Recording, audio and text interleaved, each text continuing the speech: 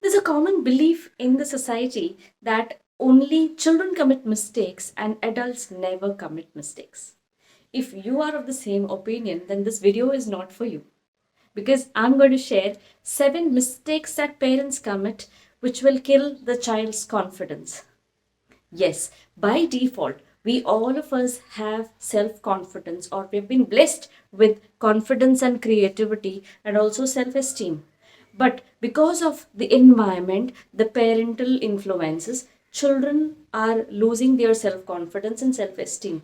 I understand it's all unintentional, or the parent might not be willing to do this, or he is not intentionally doing it, but at the same time we have to be aware of these things. Before proceeding, if you haven't yet subscribed to my channel, do subscribe and also hit the bell icon so that you get notified whenever I upload these videos. Also share these videos with your loved ones, because you can become a torchbearer in their lives and help them bring ease and happiness in.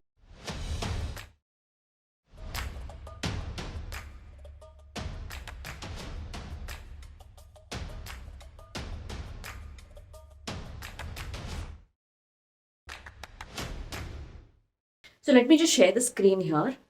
The first mistake that we parents do here is that we leave no room for them to make mistakes. All ready made answers, ready made solutions we give. Is that right? If that's the case, all concrete solutions we are giving them, it it paves no way for them to go and think or to solve their own problems. They are scared. They feel incompetent. They come and ask you, Mama, is this right? What I'm doing is it right or wrong? What should I do? And what happens if I do something wrong? So the child is not able to take any risk, or he is not able to have that competence of taking his own decisions later. So it's a kind of a belief that we are trying to create in the child's mind, that if you do something wrong, it's a threat in the society. So we are trying to seek that perfection. This cannot happen. And nobody is perfect except Almighty. We have to understand that. This attribution of perfection is meant only to Him and not nobody else. So, as humans, even we commit mistakes, and try to acknowledge that in front of the child. Okay, I have done this mistake. It's all right. Even if you do it now, how can you come across this one? What have you done this? What have you learned from this mistake? Now let us together come up with some solutions. What can you do? So try to ask some questions and help him out, so that he can have that confidence next time. Whatever happens, my parent is there with me. I can overcome these kinds of problems. The second mistake that we do is having unrealistic expectations. Of course, it's common to have some common expectations. It's all right. As parents, we too expect from our children, and children in return expect something from their parents, and that's something natural. But having rigid expectations or unrealistic expectations, this may take a fall in that confidence that the child has. So this will create a lot of impact, and it harnesses the holistic. So be very realistic. Understand whether what I'm expecting this from the child, is it really needed, or am I realistic in my expectations? So try to introspect and reflect on your own system and your own strategies that you have built throughout this period. The third point is we are shutting them down more often. I don't know if you believe it or not. Whenever the child is coming up with his own thoughts, that is when we are trying to sit in a gathering and trying to find some solutions, the child comes up, Mama, I have an idea. Let us do this. So, what parents do usually at this time? The sign of disrespect is shown. Hey, shut your mouth. What nonsense are you talking? What rubbish? What a foolish idea. So these words are going to give a lot of negative impact in the child's mind, and he feels that I'm not competent to tell or express my views and thoughts in front of elders. He's trying to have that limiting belief. He develops that kind of limiting beliefs in his own mind. This will create so much of negative impact that the child never feels like coming forward, stepping ahead, and telling something in front of others about his own opinions or his own feelings. And later in life, he feels that he is not competent. Fourth mistake, we start blaming them.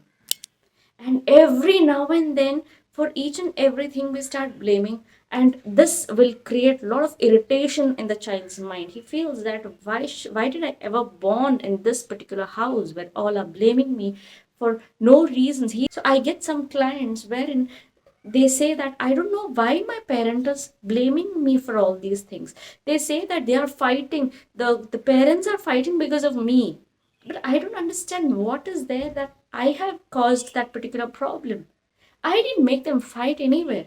So parents do these mistakes. So kindly avoid this. Blaming children will not help you in any ways. Try to figure out what is the purpose and go and stick with that particular problems and try to solve that. But do not blame the child for all these reasons. And there are parents who are blaming the child for no fault of theirs. I'm telling you this with lot of regret and lot of concern, because I've got parents in my community where children are themselves feeling awkward. They feel that why did I ever born in this family?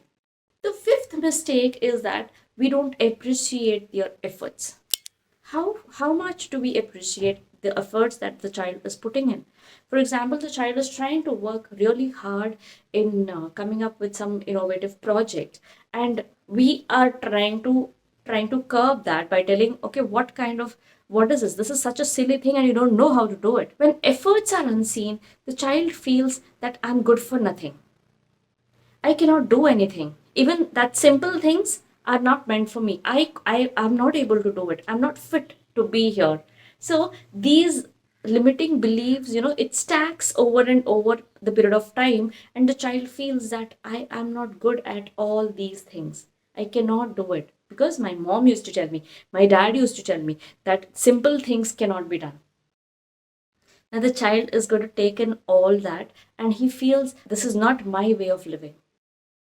I cannot do it.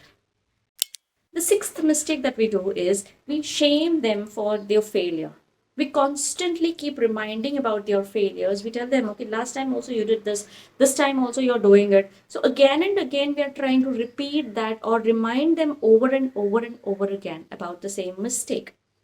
Now, there may be a chance that you may be distracted and you're not knowing exactly what has happened, and suddenly you might have, outraged and you might have told all those things. Or there are chances that, the child's whatever the child is coming up, or he has done that mistake out of that disinterest, or you are not interested to know more about it.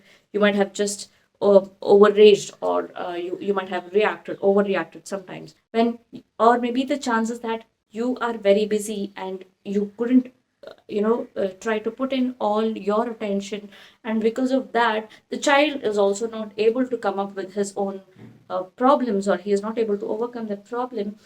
But what happens is we are totally denying all that side, all that portion of us which we have been negative, and we are trying to highlight only only those negative things that our child has, or negative behavior that the child is doing.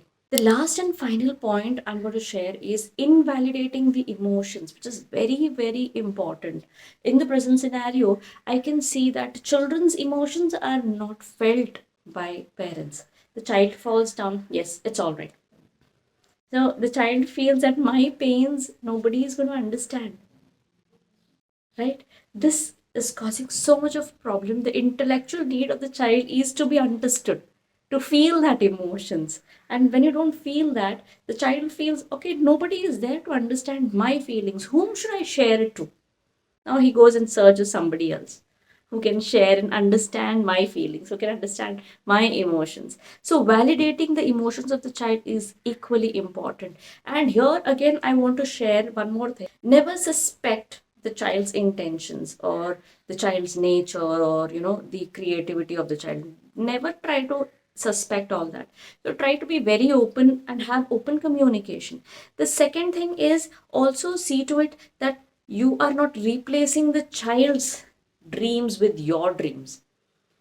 The child is there to live his dreams here and not your dreams. The dreams that you have not fulfilled, you are not able to achieve something, and you're expecting the child to live that particular dream. Doesn't make any sense. These are all related to invalidating the child's emotions. I hope there were some insights in this video so that you could reflect Have an introspection about yourself and about your approach towards your child and the upbringing, and see to it that you raise a confident and a competent child. So before leaving, just a gentle reminder to subscribe to my channel and also hit the bell icon so that you will be the first one to watch all these videos that I'm posting.